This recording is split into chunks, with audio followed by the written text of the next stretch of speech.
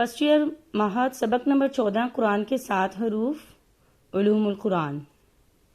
بسم اللہ الرحمن الرحیم۔ رب اشرح لی صدری ویسر لی امری واحلل عقدۃ من لسانی یفقہوا قولی رب زدنی علما رب زدنی علما رب زدنی علما۔ اللہم صلی علی محمد النبی الامی وآلہ وسلم تسلیما۔ السلام علیکم ورحمۃ اللہ وبرکاتہ۔ طلبات کیسی ہیں آپ سب؟ خیریت سے ہیں؟ بیٹا ہم لوگوں نے کل قرآن پاک کے 7 حروف کے بارے میں پڑھا تھا۔ 7 حروف سے کیا مراد ہے اس کے بارے میں ہم نے کل 4 اقوال پڑھے تھے۔ آج ہم نے پڑھنا ہے 7 احرف کی راجح ترین تشریح، یعنی 4 جو اقوال ہم نے پڑھے تھے ان میں سب سے زیادہ جو راجح ہے، سب سے بہترین جو تشریح ہے وہ کیا ہے؟ ہمارے نزدیک قرآن کریم کے 7 حروف کی سب سے بہترین تشریح اور تعبیر یہ ہے کہ حدیث میں حروف کے اختلاف سے مراد قراتوں کا اختلاف ہے، اور 7 حروف سے مراد اختلاف قرات کی 7 نوعیتیں ہیں۔ چنانچہ قراتیں تو اگرچہ 7 سے زائد ہے، لیکن ان قراتوں میں جو اختلاف پائے جاتے ہیں وہ 7 اقسام میں منحصر ہیں۔ ہمارے علم کے مطابق یہ قول متقدمین میں سے سب سے پہلے امام مالک رحمۃ اللہ کے ہاں ملتا ہے۔ مشہور مفسر قرآن علامہ نظام الدین قیمی نیشاپوری اپنی تفسیر غرائب القرآن میں لکھتے ہیں کہ احرف 7 کے بارے میں امام مالک کا یہ مذہب منقول ہے کہ اس سے مراد قرات میں مندرجہ ذیل 7 قسم کے اختلاف ہیں۔ نمبر 1، مفرد اور جمع کا اختلاف، کہ ایک قرات میں لفظ مفرد آیا ہو اور دوسری میں صیغہ جمع، مثلا وَتَمَّتْ كَلِمَةُ رَبِّكَ وَكَلِمَاتُ رَبِّكَ، وَتَمَّتْ کلمۃ ربک سے وکلمات ربک۔ نمبر 2، تذکیر و تانیث کا اختلاف، ایک میں لفظ مذکر استعمال ہوا اور دوسری میں مؤنث، جیسے لا یقبل کی جگہ لا تقبل۔ یعنی جو اختلاف ہے وہ یا تو مفرد اور جمع کا اختلاف ہے کہ ایک قرات میں مفرد کا لفظ آیا اور دوسری میں جمع کا، یا تو ایک قرات میں مذکر ہے اور دوسری میں مؤنث ہے۔ تیسرا، وجوہ اعراب کا اختلاف، کہ زیر زبر وغیرہ بدل جائیں، مثلا حل من خالق غیر اللہ اور غیر اللہ، یعنی اختلاف کیا ہے؟ تیسرا نمبر پہ زبر زیر کا اختلاف، ایک قرات میں جیسے غیر اللہ ہی ہے اور دوسری قرات میں کیا ہو؟ غیر اللہ ہی۔ نمبر 4، صرف حیت کا اختلاف ہو، جیسے یعرشون اور یعرشون۔ نمبر 5، ادوات یعنی حروف نحویہ کا اختلاف، جیسے لاکن الشیاطین سے لاکن الشیاطین۔ نمبر 6، لفظ کا ایسا اختلاف جس سے حروف بدل جائیں، جیسے تعلمون اور یعلمون، ننشزها ننشرها۔ نمبر 7، لہجوں کا اختلاف، جیسے تخفیف، تفخیم، امالہ، مد، قصر، اظہار و ادغام وغیرہ۔ پھر یہی قول علامہ ابن قتیبہ، امام ابو فضل رازی، قاضی ابو بکر بن الطیب باقلانی اور محقق ابن جزری رحم اللہ نے اختیار فرمایا۔ محقق ابن جزری جو قرات کے مشہور امام ہیں، اپنے یہ قول میں بیان کرنے سے قبل تحریر فرماتے ہیں، میں اس حدیث کے بارے میں اشکالات میں مبتلا رہا اور اس پر 30 سال سے زیادہ غور و فکر کرتا رہا، یہاں تک کہ اللہ تعالیٰ نے مجھ پر اس کی ایسی تشریح کھول دی جو انشاءاللہ صحیح ہوگی۔ یہ سب حضرات اس بات پر تو متفق ہے کہ حدیث میں 7 حروف سے مراد اختلاف قرات کی 7 نوعیتیں ہیں، لیکن پھر ان نوعیتوں کی تعیین میں ان حضرات کے اقوال میں تھوڑا تھوڑا فرق ہے، جس کی وجہ یہ کہ ہر ایک نے قرات کا استقراء اپنے طور پر الگ الگ کیا ہے۔ جن کا استقراء سب سے زیادہ منضبط، مستحکم اور جامع معنی ہے وہ امام ابو الفضل رازی رحمۃ اللہ ہیں۔ فرماتے ہیں کہ قرات کے اختلاف 7 اقسام میں منحصر ہے۔ نمبر 1، اسماء کا اختلاف، جس میں افراد، تثنیہ، جمع اور تذکیر و تانیث دونوں کا اختلاف داخل ہے۔ اس کی مثال وہی تمت کلمۃ ربک سے جو تمت کلمات ربک ہے، جو ایک قرات میں تمت کلمات ربک پڑھا گیا۔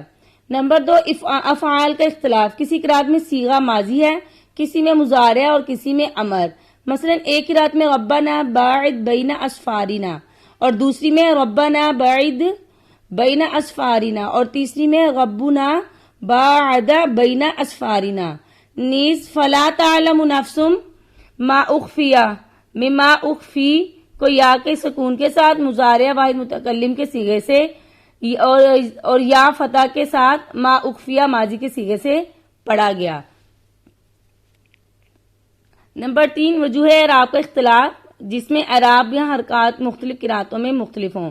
اس کی مثال ولا یغار کاتب سے لا یغار کاتب اور ذو العرش المجید سے ذو العرش مجیدی، یعنی کسی قرات میں ذو العرش المجیدو اور کسی دوسری قرات میں ذو العرش المجیدی۔ الفاظ کی کمی بیشی کا اختلاف ایک قرات میں کوئی لفظ کم اور دوسری میں زیادہ ہو، مثلا ایک قرات میں تجری من تحتها الانہار اور دوسری میں تجری تحتها الانہار۔ نیز وساریعو سے ساریعو بغیر واو کے۔ نمبر 5 تقدیم و تاخیر کا اختلاف ایک قرات میں کوئی لفظ مقدم اور دوسری میں مؤخر، مثلا وقاتلوا وقتلوا تو وقتلوا وقاتلوا، یعنی ایک قرات میں وقاتلوا وقتلوا اور دوسری میں کیا وقتلوا وقاتلوا۔ نیز فیقتلون ویقتلون وعدا علی حقا سے فیقتلون ویقتلون وعدا علی حقا، یعنی حروف جو الفاظ ہیں وہ آگے پیچھے ہوں، ایک میں کوئی لفظ پہلے اور دوسری میں کوئی لفظ بعد میں ہو۔ نمبر 6 بدلیت کا اختلاف ایک قرات میں ایک لفظ ہے اور دوسری قرات میں اس کی جگہ کوئی دوسرا بدلنا، یعنی کسی ایک قرات میں کوئی لفظ ہے اور دوسری قرات میں کوئی اور لفظ ہے، جیسے نون شیزو ہے ایک قرات میں زا ہے اور دوسری قرات میں را ہے، نون شیزوہا اور نن شروہا۔ فتح بینو فتح ثبتو، بغنینا بغنینا، ضاد کی جگہ زوئیں، یا کی جگہ سا، با کی جگہ سا۔ نمبر 7 لہجوں کا اختلاف جس میں تفخیم، ترقیق، امالہ، قصر، مدر، اظہار وغیرہ کے اختلاف شامل ہو، مثلا موسیٰ ایک قرات میں امالہ کے ساتھ ہے اور اسے موسیٰ کی طرح پڑھا جاتا ہے اور دوسری بغیر امالہ کے ہے۔ علامہ ابن جزری، علامہ ابن قتیبہ اور قاضی ابو طیب کی بیان کردہ وجوہ اختلاف بھی اسی سے ملتی جلتی ہے۔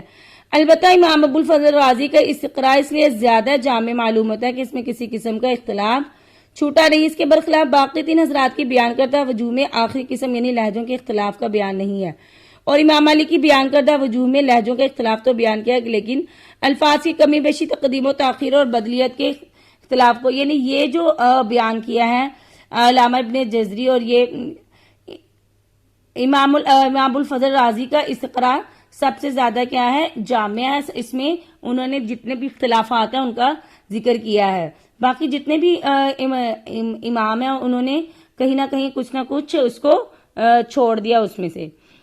اس کے برخلاف امام ابو الفضل رازی کی استقراء میں یہ تمام اختلاف وضاحت کے ساتھ جمع ہو گئے ہیں کہ محقق ابن الجزری رحمۃ اللہ نے 30 سال سے زائد غور و فکر کرنے کے بعد 7 احرف کو 7 وجوہ اختلاف پر محمول کیا ہے۔ انہوں نے بھی امام ابو الفضل کا قول بڑی وقت کے ساتھ نقل فرمایا اور اس پر کوئی اعتراض نہیں کیا، بلکہ ان کو مجموعی کلام سے ان امام ابو الفضل کا استقراء خود اپنے استقراء سے زیادہ پسند ہے۔ اس کے علاوہ حافظ ابن حجر کے کلام سے بھی محسوس ہوتا ہے کہ یعنی تمام زیادہ تر جو علماء ان کو امام جو ان سے ان کا زیادہ پسندیدہ ہے، اور امام ابو الفضل کی بیان کردہ 7 وجوہ کے بیان کر کے تحریر فرمایا قلت وقد اخذ کلام ابن قتیبہ ونحققہ، میرا خیال ہے کہ امام ابو الفضل رازی نے ابن قتیبہ کا قول اختیار کر کے اسے اور نکھار دیا۔ آخری دور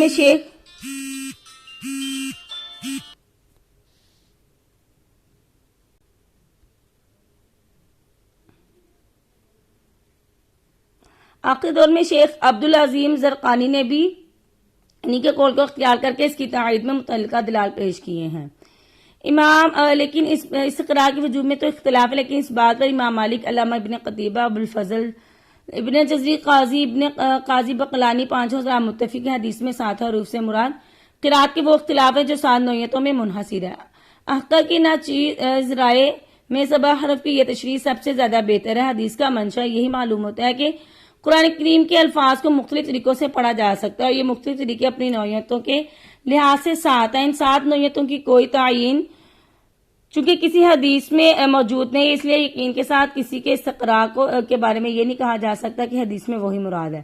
لیکن بظاہر امام ابو الفضل رازی کا استقراء زیادہ صحیح معلوم ہوتا ہے کیونکہ وہ موجودہ قراءت کے تمام انواع کو جامع ہے۔ اس قول کی وجوہ ترجیح: سبع حرف کی تشریح میں جتنے اقوال حدیث، تفسیر، علوم قرآن کی کتابوں میں بیان ہوئے، ہمارے نزدیک ان سب میں یہ قول 7 حروف سے مراد اختلافی قرار کے ساتھ ہوتے ہیں سب سے زیادہ راجح ہے، قابل اعتماد اور اطمینان بخش ہے۔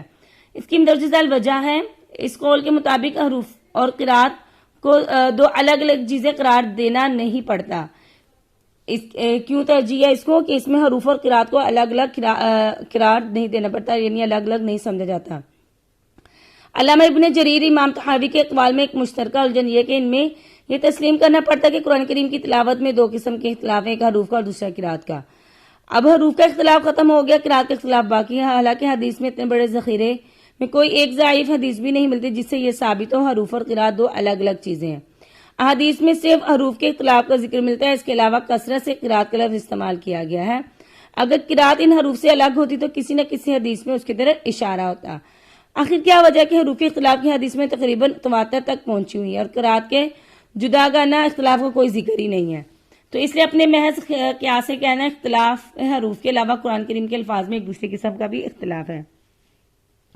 اس لیے یہ ان کا جو قول ہے علامہ ابن جریر اور امام طحاوی کا، اس لیے اس کو کیا کیا ہے، چھوڑ دیا ہے۔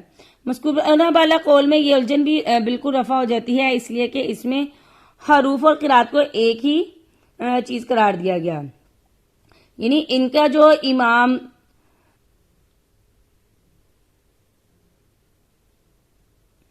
ابو الفضل کا جو ہے وہ راجح ہے کیونکہ اس میں قرات کو اور حروف کو الگ الگ تصور نہیں کیا جاتا۔ نمبر 2، علامہ جریر کے قول پر یہ ماننا پڑتا ہے کہ 7 حروف میں سے 6 حروف منسوخ یا متروک ہو گئے اور صرف ایک حرف قریش باقی رہ گیا۔ موجودہ قرات اسی حرف قریش پر کی ادائیگی پر کے اختلاف میں ہے۔ اس نظریے کی باتیں ہم آگے آئیں گی، یعنی یہ قول بھی جو علامہ ابن جریر کا ہے کہ صرف 6 حروف جو باقی سب منسوخ کر دیے گئے، صرف قریش کے حرف پر باقی قرات رکھی گئی، تو یہ بھی قابل قبول، ان کا قول جو ہے وہ قابل قبول نہیں ہے۔